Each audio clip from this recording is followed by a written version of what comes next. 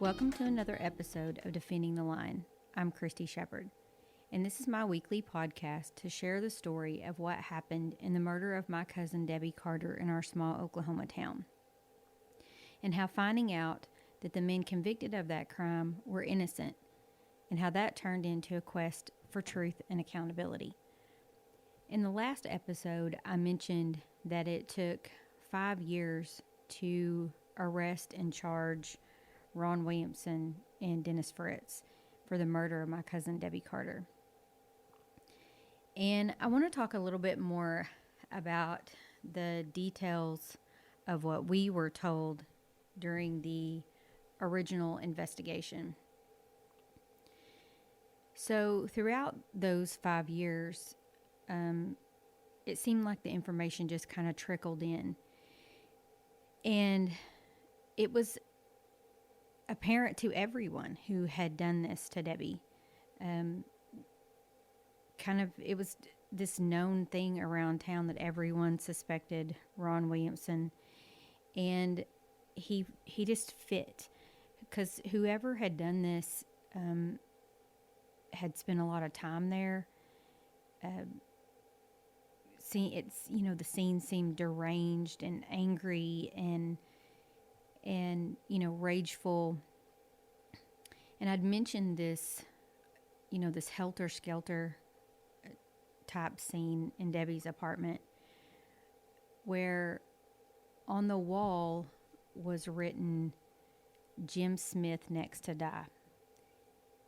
And then on Debbie's little dining room table was written, "Don't come looking for us or else." And "for" was spelled F-O-R-E, and "else" was spelled E-A-L-S-E. And those, I believe, were written in ketchup. And then on her back was written the name Duke Graham, which I also believe that was in ketchup. But on her front, just at the top of her abdomen, was written "die." And that was written in red fingernail polish. And that was kind of strange, because no one in my family really ever remembers Debbie wearing red fingernail polish. Not that she wouldn't have owned some, it's just not a color that really anyone remembers her wearing. But the strangest part is that red fingernail polish was never found. It wasn't at the scene. And so, whoever had done this had taken it with them, whether that was for, a trophy or, I don't know. But also, Debbie's car keys were never found. They were, they were just never found. One of the things that they had said was, she was found kind of mid-morning, and that even as cold as it was, and the apartment door and stuff had been left open, that she hadn't been gone long, that she, had really fought for her life, and she had a lot of defensive wounds on the back of her legs and things like that, and the fight clearly had lasted some time. And she had eaten when, I guess, she got home from work that evening, because there was a plate in the sink that had ketchup, kind of the leftovers of ketchup on it, and also the salt on the plate was still fresh. So they really were able to pin down a time frame, from when she had left the bar that evening and when she was found the next morning. And she had several abrasions on her face that seemed to be primarily on the right side.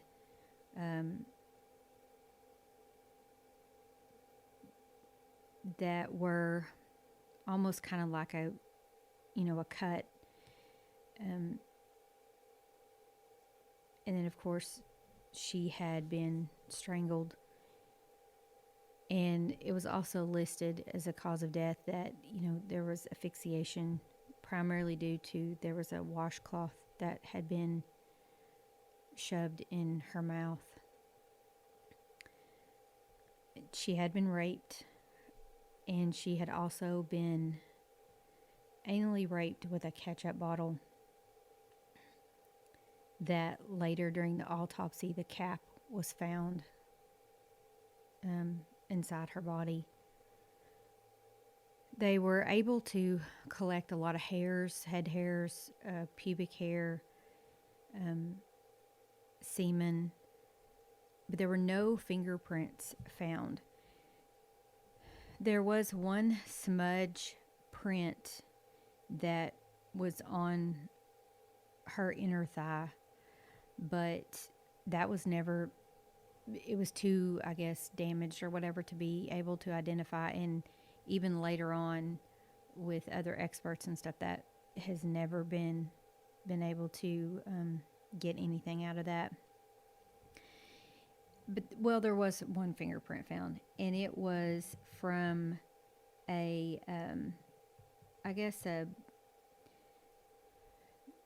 lead investigator, the detective. His name was Dennis Smith, and his fingerprint, a clear fingerprint from him, was found. And I guess that was during them, trying to take pictures and move things around.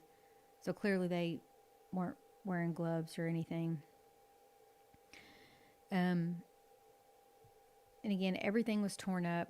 There were stuffed animals everywhere. Nothing was in its place. The bed was on the opposite side of the wall. There wasn't any bedding on the bed. My mom had later said that when she went to clean out Debbie's apartment, one thing that she remembered was that the clothes in the closet, they weren't strewn about like somebody was looking for anything. They were directly below the hanger, like they had just been yanked down. So again, like someone was really trying to stage the scene and make it look like something else. The porch light had been unscrewed just enough so that it wouldn't come on.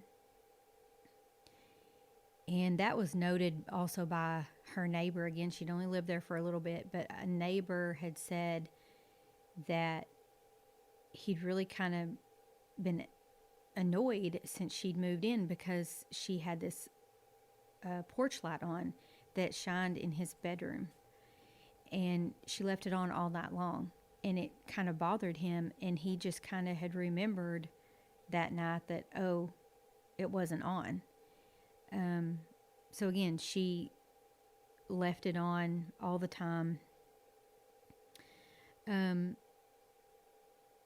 so nothing was in its place except that Debbie had a Mickey Mouse phone that was the one that he stood up and he, held the receiver in his hand. And her phone was upright in the corner, still plugged into the phone jack.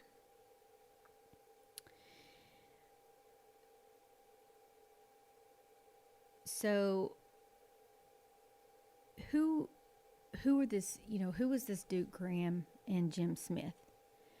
Well, Duke Graham was a local guy who I believe was a truck driver or something, but he also, with his wife, owned a bar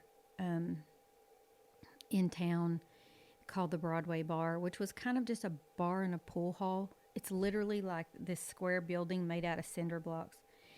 And I spoke with his wife years later, who she was really, really nice, but just because I wanted to talk with the people who had been affected, kind of the ripple effect of all this, and kind of what her perspective was on, when all this happened. And so the Broadway bar, it was a pretty rough place. I actually remember being in there one time during the day. My mom had met a friend there for, clearly it was the 80s. My mom had met a friend there for drinks, and her stepson and I played pool. And it was in the middle of the afternoon, and I remember there wasn't really anyone there. But so anyway, Duke Graham and his wife owned this bar, and I believe that he was either gone working or something. But anyway, he had a solid alibi and, wasn't involved at all. And then this other guy named Jim Smith was, from what I've been told, a really rough character, to say the least. That he was really kind of this badass that you just didn't mess with, and ran with some unsavory people. And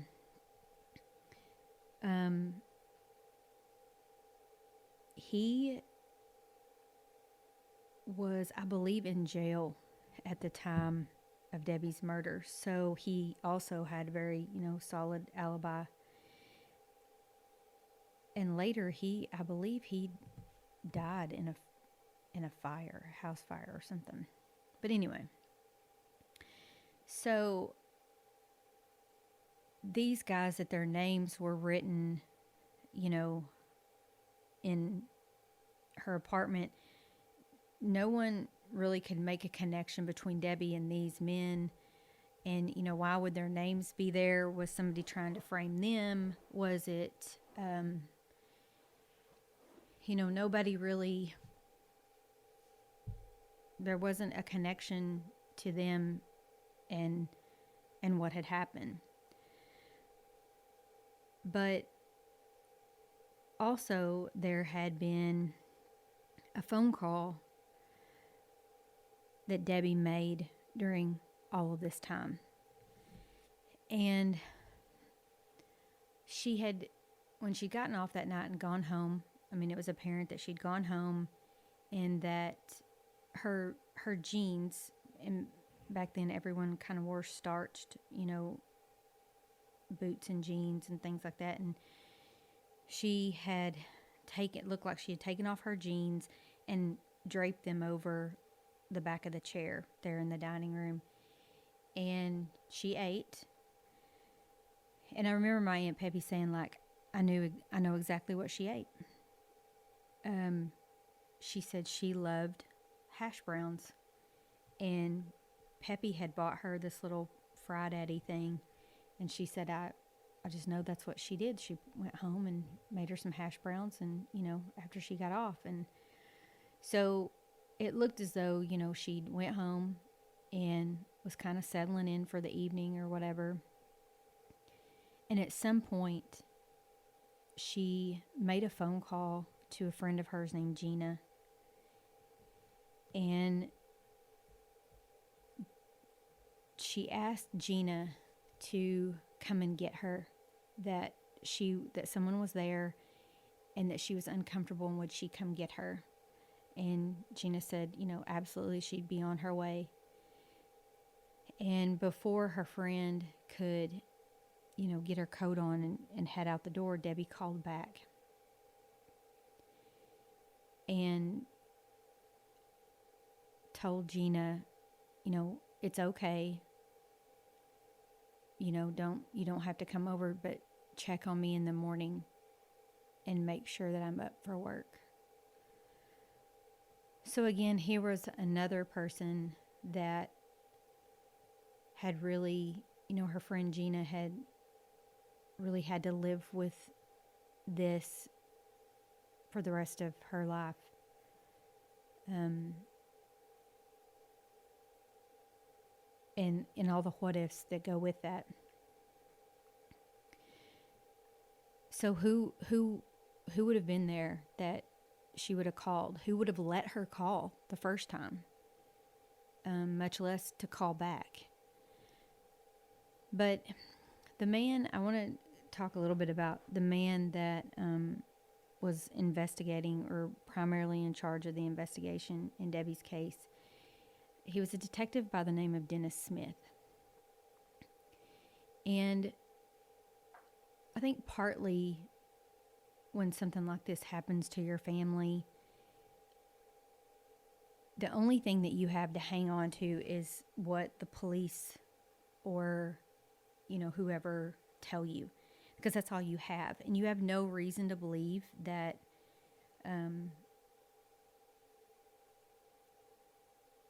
it would be any other way. And I think that was especially true in Debbie's case with Dennis Smith, because Debbie's younger sister and Dennis's daughter were best friends and had grown up together. Debbie had known Dennis practically her whole life. It wasn't just like he knew who she was, he knew her. And he gave every assurance to my aunt and, Debbie's dad and my family that he would not retire until this case was solved, that, it was his mission to find out who did this. And so I think it was even a stronger sense of connection, for my family, that, this detective was on the case, and that he wasn't going to let, he wasn't going to let anything by, that he would find out who did this. And so flash forward to about 1996, I believe. I was in undergraduate school, and I was doing a paper that we had to, because one of my degrees is in criminal justice, and so we had to write a paper about a case and really study the case and talk about the aspects of the case in this class I was in. And I had never written about Debbie's case before, but I really felt, the need to do that. And so I knew the investigators and, the prosecution, the people involved. I knew them personally, and, it's a small town. I went to church and grew up with, the prosecutors of the case. And so I really felt like, it was this time that I could, really kind of dive, into more of the details of what happened. And so in around about 1996, I went and interviewed. I started with the prosecution, and the prosecutor's name in this case was Bill Peterson. And again, I'd gone to church with him. I knew him, and I went to his office, and I'd set up this appointment, and I went to his office. And when I got there, I sat across the desk from him, and he called in. I remember he called in the assistant district attorney, and his name was Chris Ross. And I remember feeling kind of uncomfortable because there were two chairs there to sit in, but Ross, there was a couch behind me, and he went and laid on the couch behind me, just kind of flopped down and closed his eyes like he was going to take a nap. And the prosecutor, Peterson, says, well, this case was a long time ago, and, Chris did a lot of the work, so I've asked him to come in here and, be in here for this. And I kind of thought it was strange, and like I said, I became very uncomfortable, and any question I asked, they, Chris, Ross never said anything. And Peterson was more kind of like dismissive and like he didn't remember or whatever. And so I remember the interview being very short. And so I moved on, and I actually later that afternoon went and visited with Dennis Smith, the investigator.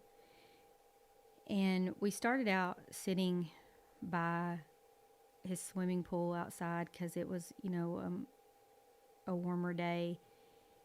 And I was there for hours, because by the time that we finished, we actually had gotten dark and kind of cooler, and we moved into the kitchen there in his house. And when I began to talk to him, at that time he had left the Ada Police Department and moved on to another position. He may have been retired altogether by then. I don't really remember. But once I kind of reminded him of who I was and my connection to Debbie and whatever, he began to talk more openly and explain the case. And he explained to me, I asked how how that they knew that there were two. And he explained that because all the writings on the walls were plural, that's how they felt like there was two. And they felt that Ron Williamson had, he only really had one friend, which was Dennis Fritz. And that he wouldn't have done it alone. And that Fritz and Williamson had kind of been into some other trouble in town, and so they figured, that they were together. And Dennis Smith's theory was that Ron Williamson was obsessed with Debbie, and she wouldn't have anything to do with him. But that Dennis Fritz was in love with Ron. And so he helped him do this to Debbie kind of out of anger or whatever, which I thought was really kind of weird.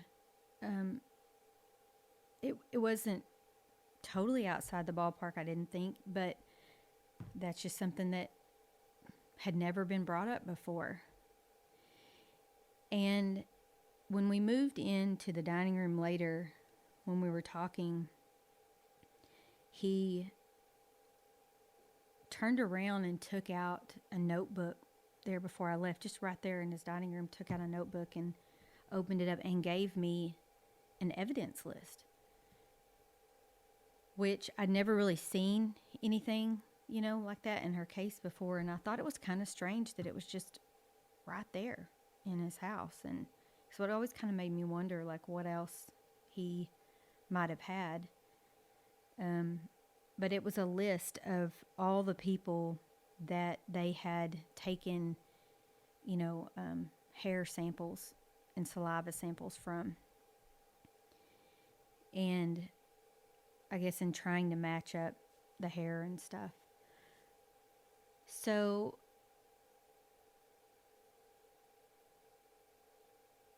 again, there was no reason why we didn't 150% believe everything that they told us. And about a year after I had these interviews and, I'd written this paper, Ron Williamson's conviction would be overturned, and all of those things that we had believed for so long to be the gospel truth would disappear in a flash, like none of that stuff ever existed.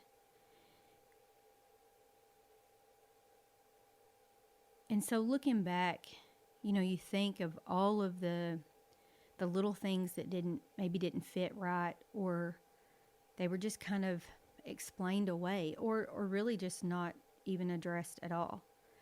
I mean, like the call with Gina, nobody seemed to talk about the fact that she was calm. Debbie was calm in those calls. That if there were two strangers standing in her house, why would they have allowed her to call the first time, much less the second time? And why would she not be, freaking out? So she knew whoever it was. There was no forced entry.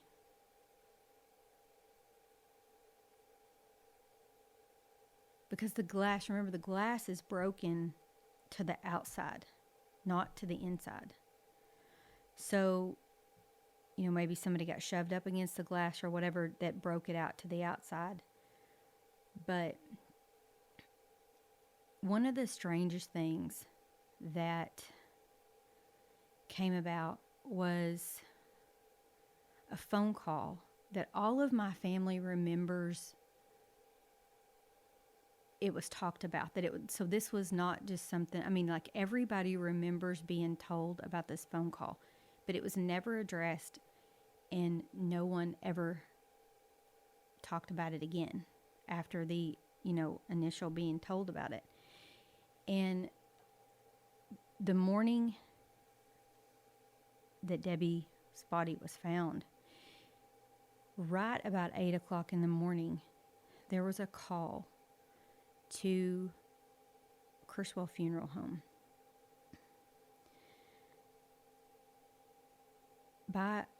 it was a woman's voice. And when the receptionist at the funeral home answered, the woman's voice asked, "Do you have the body of Debbie Carter yet?" And the receptionist says, no, I don't, I don't believe we don't have anyone here. So who would have known? And there's never been a female. We have no idea who made that phone call.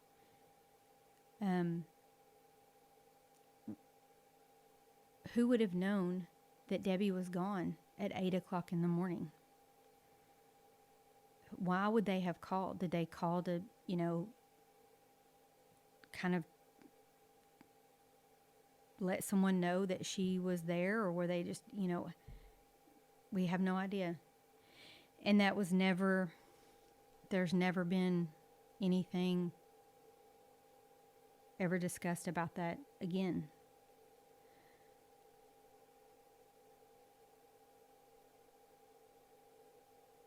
It always bothered me that Debbie's phone and all that mess and craziness, that phone was standing upright and it was plugged into the wall.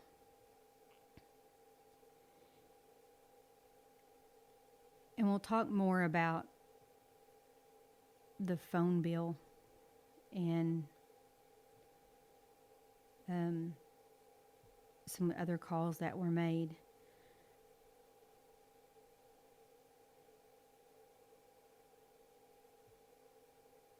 But we know for certain, and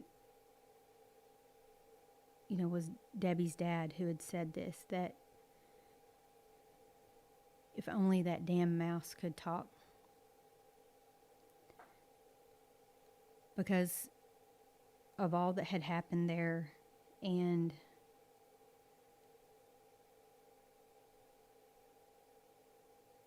all the chaos, Mickey had seen it all.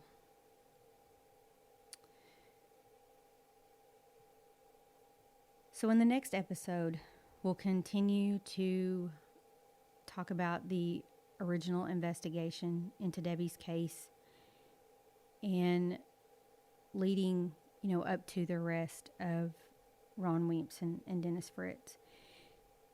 And you might think well, this is kind of all covered. The majority of this was all covered before.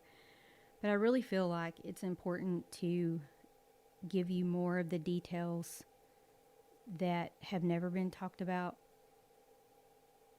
because I feel like it leads to a much broader thing that to really understand, you need to know all of the rest of it. So again, you can go to defendingthelion.com for other information and updates, as well as Defending the Lion on Instagram. And I thank you for listening, and hopefully we'll